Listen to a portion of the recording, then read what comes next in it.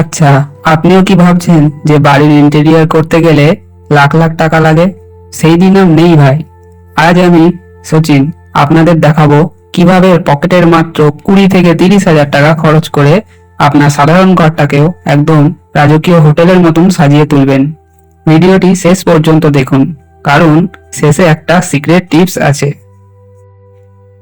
Wallpaper আর texture paint, খরচ আনুমানিক 5 থেকে 7 হাজার টাকা। পুরো ঘরে দামি রং করার দরকার নেই, ঘরের যে কোনো একটি মেইন দেওয়াল বেছে নিন, সেখানে সুন্দর একটি 3D ওয়ালপেপার লাগান বা একটি টেক্সচার পেইন্ট করুন। দেখবেন ঘরের লুক এক নিমেষে বদলে গেছে।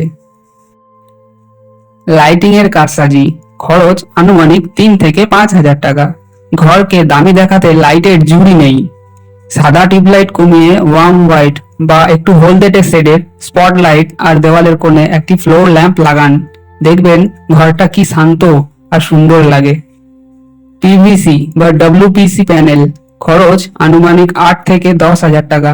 দেওয়ালে যদি ড্যাম্প থাকে বা লুকটা প্রিমিয়াম করতে চান, তবে টিভি ইউনিটের পেছনে কয়েকটা পিভিসি প্যানেল লাগিয়ে নিন। এটা এখন খুব ট্রেন্ডিং আর খরচও অনেক কম।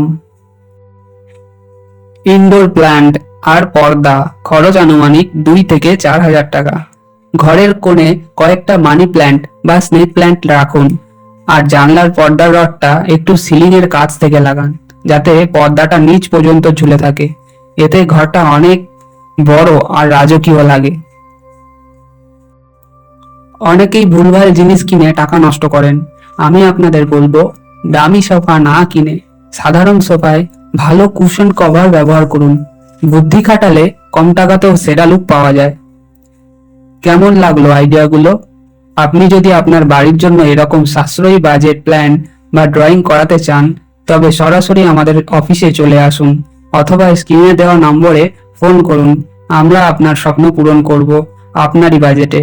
ভিডিওটা ভালো লাগলে লাইক দিন আর সবার সাথে শেয়ার করুন।